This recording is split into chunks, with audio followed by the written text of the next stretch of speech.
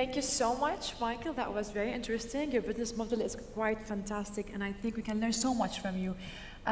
Unfortunately, we're not going to be able to have any questions for now, but we had so many interesting ones, so hopefully they get the chance to network with you after the event. They can find me after. Thank you. Thank you so much. Ladies and gentlemen, and now our fifth panel discussion is about adaptation of books into audio, film, and games.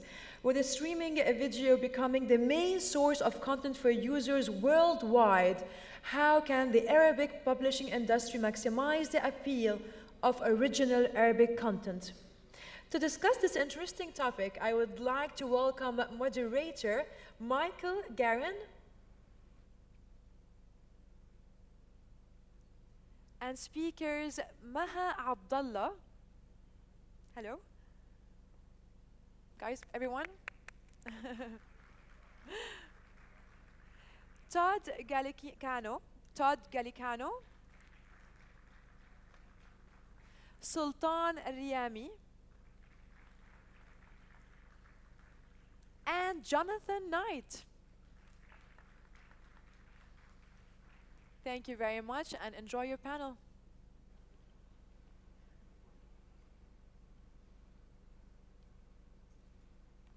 Thank you very much. And welcome everybody. We're very lucky to have the panel that is here before you. Hi, how you doing? I will actually just focus as a kind of traffic cop because you didn't come to hear me speak. The whole notion of cultural authenticity and translation is something that's near and dear to my heart. In the film and television business, this part of the world used to be willing to compromise on quality in order to have access to culturally authentic content. But once the streaming services arrived and they saw content from Latin America and Korea and all over the world, they realized that that sacrifice was unnecessary. And there's been a really wonderful trend here because it's put pressure on local producers and broadcasters to provide the quality of content that audiences now demand. But what is true in television and film is true in other media as well. And that's what this panel is all about. And I'd like to perhaps, because I did mention film and television, start with you and let's hear what your experience is and the challenges you face globally, but also with respect to this part of the world in particular. أحب أقدم شكري بالبداية لمركز أبو ظبي للغة العربية لدعوتي لهذه المناسبة، وأحب أعرف عن نفسي. اسمي مها عبد الله. أنا كنت مديرة اللغات الإقليمية في شركة نتفليكس ومسؤولة الترجمة والتعريب لشركة ديزني بلس.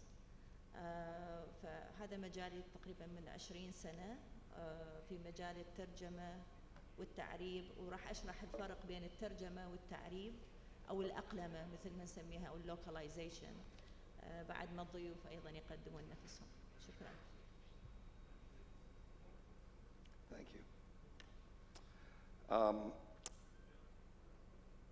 Let's go to talk first about the one field that is global. You know, we see Squid Games. We see The Separation, which won the Academy Award for Best Feature Film about maybe 10 years ago. But 99% of the content in Korea never leaves Korea. 99% of the content in Iran never leaves Iran. Digital and gaming is one medium that is truly global in nature. And we have two people here with experience in creating that. Maybe Sultan, you can start and talk about the difference between content that works in the local and regional context versus those that travel around the world. Thank you, Michael. Yeah, I think gaming really is a universal language. there's no better way to export your culture, your ideas, your beliefs, I think, than through media. And I don't think there's any better medium to do it than gaming. And I understand I'm saying this in a room full of publishers, but that's my take. And obviously, you know, we live in a day and age now where media is really cross-platform. There's no such thing as media sitting in just one space. A book doesn't just stay a book. A movie doesn't just stay a movie. It evolves and it adapts and it taps into many different spaces. And it's an exciting time to be working in this space because through efforts like what my fellow panelist here mentioned in localization, you're seeing more and more of this content become global. You're seeing people export their ideas and their beliefs through content that otherwise would have sat just in one small market, now hit the global stage. Okay, thank you. And Todd has a slightly different experience to share with us because adapting a well-known book to another medium requires another understanding of authenticity, and it's what you did so well and why you're here today. Hi, I'm Jonathan. I'm currently that's all right. Currently the general manager for games with the New York Times, but I'm a lifelong game maker. That's been my whole career. When I was at Electronic Arts, I had kind of the crazy idea to take the Divine Comedy, which is a 700-year-old Italian poem and kind of one of the most, I think, famous works of literature to come out of Italy and sort of at the dawn of the Renaissance, and to adapt that into a video game, which actually I found was kind of following in the tradition of 700 years of adaptation and innovation around that particular piece of literature and many others as well. So yeah, it was an exciting, dynamic challenge. We had some level of success and learned quite a bit about, I think, that idea of authenticity and sort of going to the root of a piece of literature and then how to bring that to another medium. So yeah, it was a lot of fun. And Todd, you work in yet another medium. Tell us how you deal with this. Well, I sort of kind of straddle both worlds in a way. I started as a screenwriter. I'm still a screenwriter, but I decided to write a book and become an author. And I read an interesting statistic. It said that book adaptations gross 53% more worldwide than an original screenplay. So for a screenwriter, especially in this day and age, we have to take into account that there's less desire for risk. And you know, there was a time when books were adapted, but now there's been a massive boom in purchasing the rights to books from streamers, and they're just buying up IP, right, intellectual property, like crazy, because it's a way for them to differentiate themselves. And so for me, it was a moment where I had this idea, and I could have written it as an original screenplay potentially, but it had a very deep mythology, and I realized that most places we're looking for underlying source material. And so the idea was to create your own underlying source material and then potentially explore it for film and games, et cetera. And so that's sort of the direction I went, and then, you know, so it published by Random House and then wound up getting purchased by Mark Gordon to be made into a film, and then I had to try to adapt it myself, and so it was an interesting experience. One of the questions about authenticity that I'd like to direct to Maha is not only the portrayal, but the language in which the portrayal occurs. What we are seeing in the more successful, because of the OTT streamers that have come to the industry, that audiences would rather see Korean films with Korean language and subtitles, or Arabic with subtitles. Is that your experience generally, or? So there are markets that would like to be like dubbed completely. So we call them the dubbing markets. But the original yes.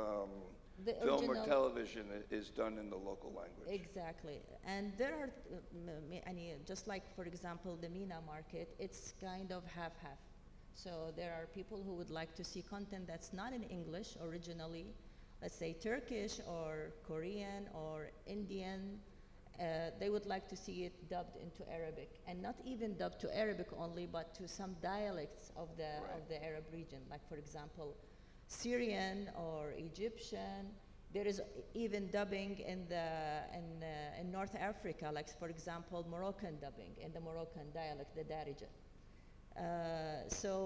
All this is called localization, which means that you are going into the core of your audience. Because if you want to go global, you have to go local. So that's the rule.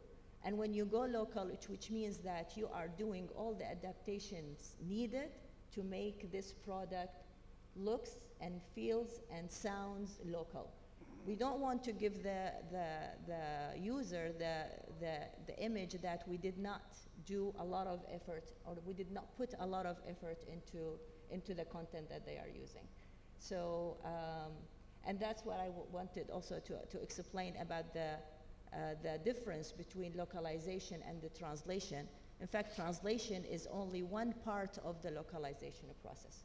So the translation is when you are translating, for example, a text from the English to Arabic, or from the source to the target, while localization is adapting everything. That includes the user experience, which means the UI. And for example, if, let's say about Netflix, Netflix is an American product. Now, how can I adapt it into Arabic or into, so Arabic is a right to left language. All our platforms, the eye of an Arabic speaker catches the right side of the screen, for example. So I need to also adapt the product in a way that it is catching the right side of the screen. And this is how we came up with mirroring. Now, even when I say mirroring, does that mean that I am mirroring 100% of the product? Absolutely not. There are things that we call them universal, for example. So let's say the play button. Do I have to change it? No. Let's say the progress bar. Do I have to change it? No. So on and so forth. But there are things that I need to change according to my culture here. For example, if in the States they tell me that, for example, the marijuana leaf is something for medicine, is that going to be something that is accepted here, for example, in our region? Absolutely not. So this is the adaptation into a certain culture or a certain locale. Thanks. And Jonathan, pardon my ignorance, because I'm not a gamer. I haven't played this game, but does this game work primarily in the English language markets, or is it universally accessible? Well, I would say in the video game industry in general, we have kind of a long tradition. I think maybe going back about 20 years when we really started to kind of crack what we were just talking about, like moving from translation to localization. And so I think, you know, that my game in particular largely worked in Western markets, didn't really penetrate Japan. Like, some content resonates with some markets, and some content doesn't. And so you can only culturalize a game so far before it's just not going to resonate in that market. There's a lot of video games that are very successful in Japan and they just aren't working in the US and vice versa. But there are others that do, and it has a lot to do with the gameplay experience and the production values and many, many things. So, but yeah, I agree with the point. You really have to move beyond just the translation into culturalization. Right. And no, please go on. I just wanted to add to that. I think something that's interesting to note is the barrier for entry into the space is effectively been broken down completely. For you to come up with a story, if you have a passion that you need to tell your story, you need to get that out there. The ways in which you can do that now are much more accessible. And why that's key is because if we're trying to export culture, export ideas from our part of the world internationally, we need to enable the creators, the people that have these innate desires to tell their stories, to do so, and to do so on a global stage. And I think you mentioned it. You mentioned it right. I mean, there's some stories that just don't penetrate certain markets, but then there's others that do. I mean, I can tell you this, Michael. I sat through history class for years and years, and I don't remember much. I'll be honest. But playing Dynasty Warriors as a kid taught me everything I need to know about the Three Kingdoms, and that stuck with me because I was the protagonist. I was the main character of my story that I then got to commit to memory a lot of the experiences that I had playing this video game. So I think transitioning from books, from traditional media, things that we originally saw as mechanisms of storytelling, but also mechanisms of education, because these are educational tools that we're seeing in the classroom today. It's a really incredible thing to see. Absolutely. But when you think about content traveling geographically versus content traveling from one medium to another, I'd like to ask both Jonathan and Todd, do you feel that there are certain compromises that you need to make with the authenticity of the source material in order to make it work in the different media in which you both work, each work? Well, I would say possibly. I started out working for Dino De Laurentiis, and we had an entire area devoted to international or foreign sales. And everything had to be sort of changed or manipulated, whether it would be the title or the way it was cut. These kinds of things had to be considerations.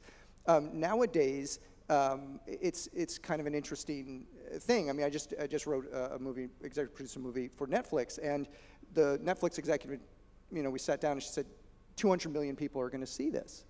And there was a time when that would just not be possible, but now it is. And there was a time also when you would go to see a foreign film in the United States. It was kind of you'd go to an art house theater.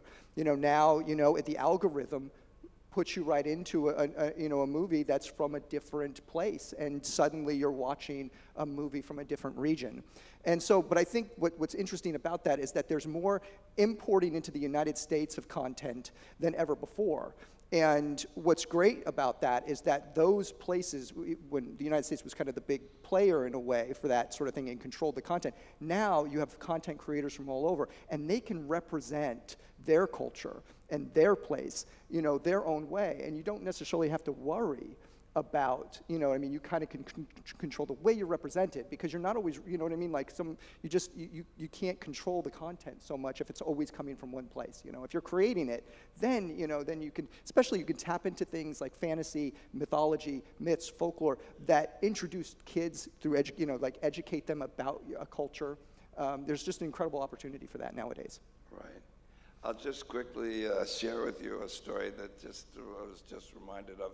From 1975 to 1978, I represented the BBC in the United States and Latin America. And this was, in many respects, the heyday of the BBC, all the great series, one of which was Civilization with Kenneth Clark. And it was sold to NHK in Japan. And when they broadcast it, the title was Some Aspects of Western Civilization. And that speaks volumes about cultural translations. Sorry, Jonathan. I would only, add that for games, it is a very different medium because of the nature of the interactivity, where the agency is on the part of the user, the player. They're really taking control, and so you have to be careful. I think there are books that can work as games because the universe of the book, the world, the lore, the history, the environments, are worlds that people want to play in. People want to play in J.K. Rowling's Harry Potter universe. They want to play in that universe, but they're the hero. They want to be the hero of the story. And so when you try to sort of jam a pre-authored notion of what a hero might do or not do into a video game where I'm taking control, that's where those, I wouldn't say compromise, more sort of opportunity, but you do need to respect sort of the nature of the medium when you do that. We'll turn to the audience now, and I'll read two questions that are sort of related to the same theme. The first part is, in a recent article, it was mentioned that game developing companies are seeking authors to build authentic storylines for the games? Is there a rise in game authorship? And the related question that's from another member of the audience, how important are books for the game industry? Do book narratives bring a higher value for games? Please go ahead. I think what we've seen in the last few years is some of the biggest success stories in the gaming space have come from traditional media sources like books or films. You mentioned the Harry Potter series of games. I mean, for every movie, for every book, and for every movie, there was a video game made that was also enormously successful. One of the best-selling RPG games of all time, The Witcher, started off as a very tiny Polish-only publication that then, hit the global stage because it was just incredibly exciting to be a part of this huge open world and to explore it in a way that you wouldn't otherwise have ever been able to in a book. So it's just another way of evolving media that gives people more access to their favorite content, I'd say. Yeah, I would add, I think the answer is yes, in large part because there's, as Sultan was mentioning, there's so much opportunity for game creators at all levels. There can be very large companies, but there can be independent game developers, small groups, the garage band of video game development.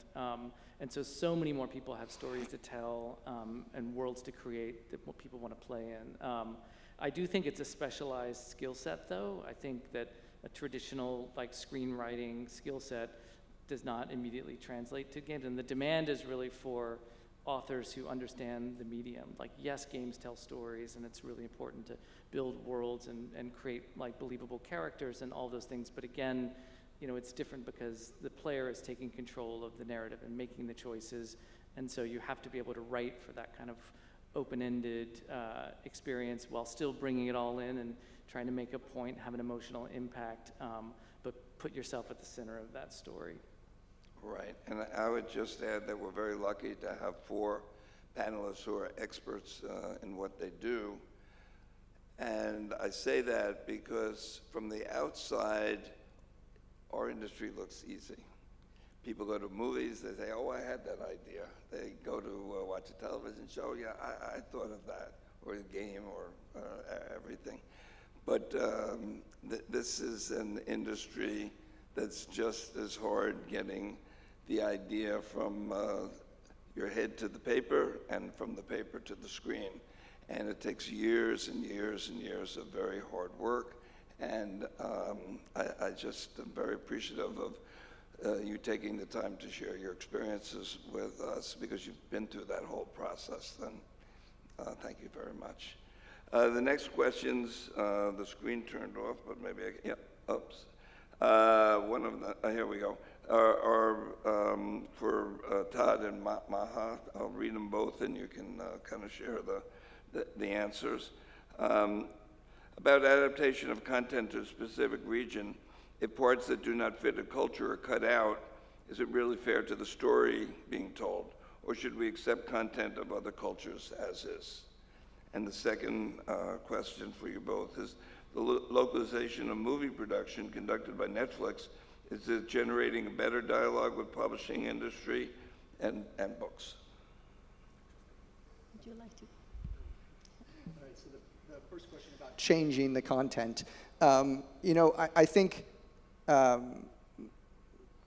there are times when that, for example, I mean, there was something that when the books were published in Germany, and they wanted me to change something in the end to clarify something, and it was, that was fine. That was totally fine. And the considerations of that sort for me, it's about educating. It's about getting your content to travel to tell the story, and there are aspects of that you have to take into account with any culture and what's culturally sensitive.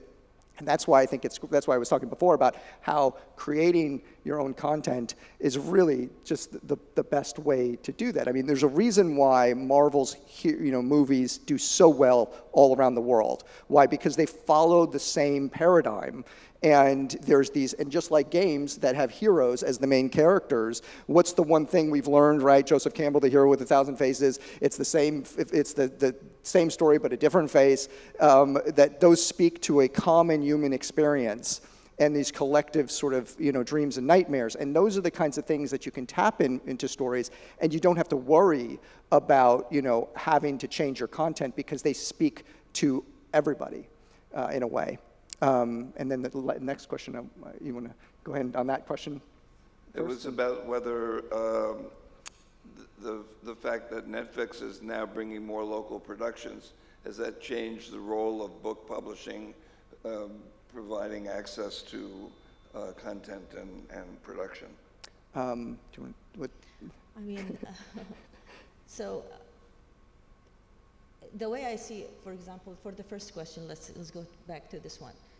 For example, for a company like Netflix, they do not believe in censoring at all. But they are willing to discuss if there is something that's going to have a really negative impact on, for example, a certain market. After all, they don't want to lose markets. So I can bring one example is the title Messiah, if you guys remember it. So it was a title that was, I think it was aired like 2 years ago. And the word Messiah by itself, according to our Muslim faith, it has to be Messiah, which means Al-Masih. Now, the plot of the show, or the main character of the show, the whole idea is whether he is the Messiah or not. So just to call him the Messiah, that means I'm giving him, that person, the credibility and the authenticity that this is the person. This by itself is a big issue.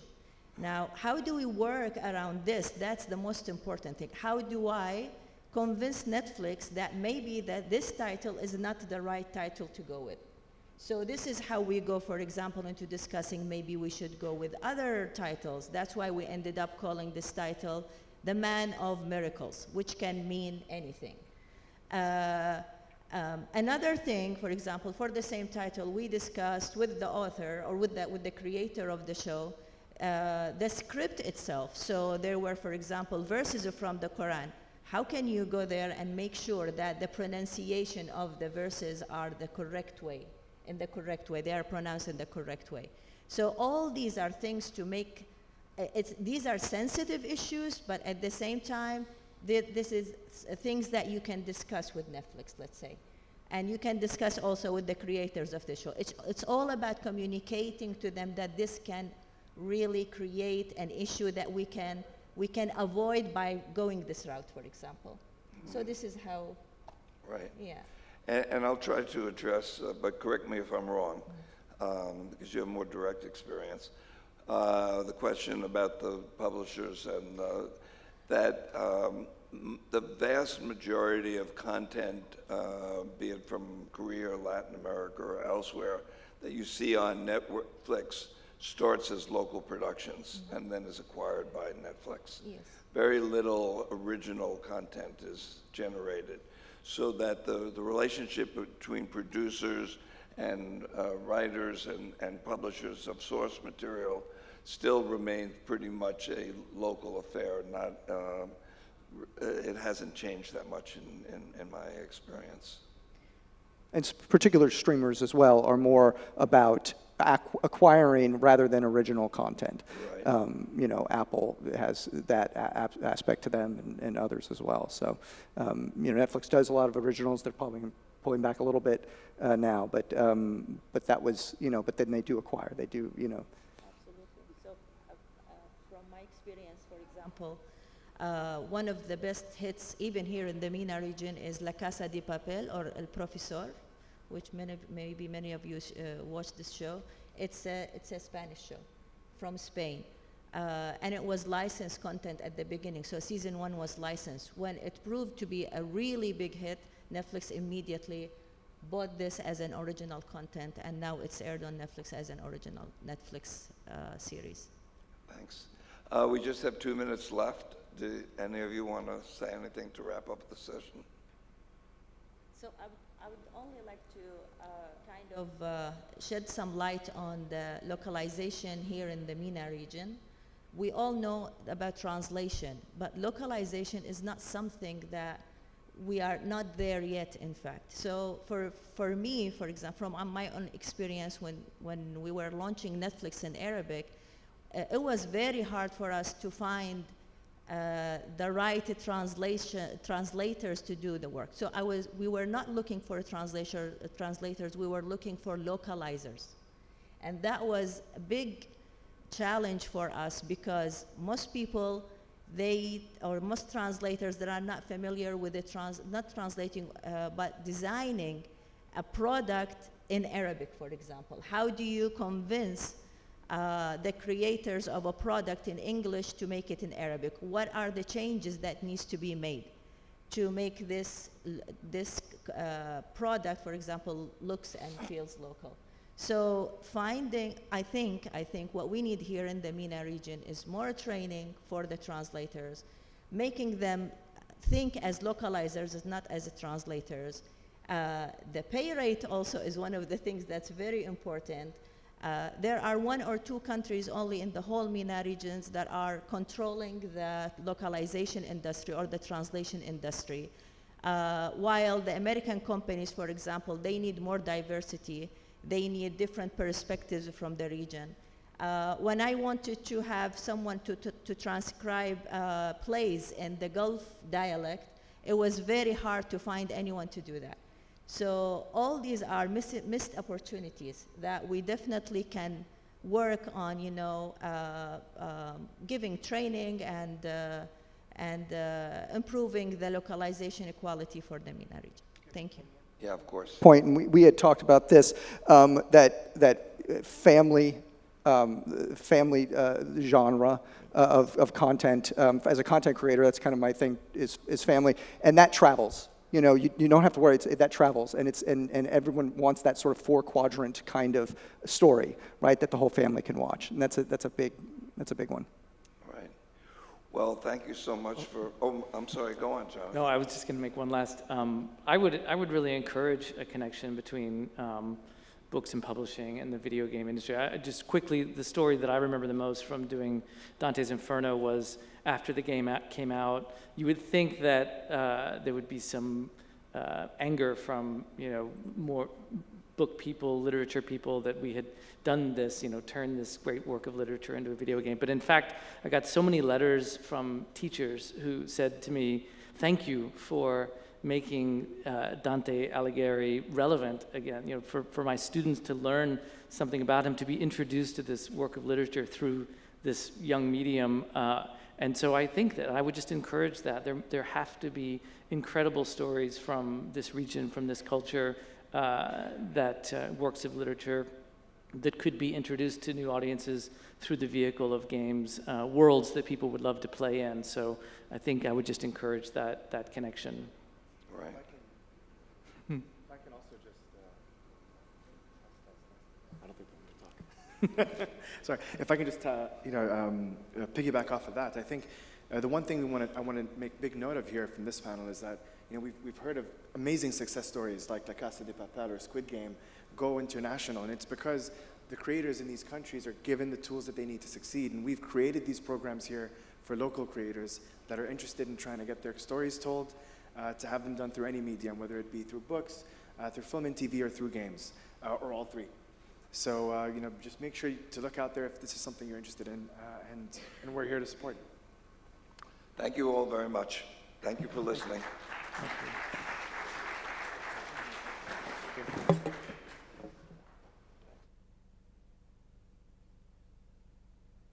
Thank you so much, Michael, and our panelists. That was definitely a very insightful discussion.